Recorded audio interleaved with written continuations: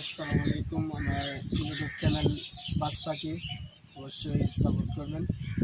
তো আজকে আমরা আসছি যে কর্ণফুলী নদীর নিচে, মানে জায়গাটা এত সুন্দর, মানে বলে বোঝানোর মতো না। তো অবশ্যই জায়গার মধ্যে আসবেন, যে জায়গার নাম হচ্ছে কাপ্তাই নতুন বাজার লিভার ভিউ ক্যাম্প। সো আপনারা যদি আসেন অবশ্যই ঘুরে যাবেন। এই জায়গার মধ্যে আপনার সব কিছুর ব্যবস্থা আছে, ক্যাম্প ফায়ার, তারপরে ক্যাম্পিং করা যাবে অনেক, মানে রাত্রে আবার বারবিকিউ হবে।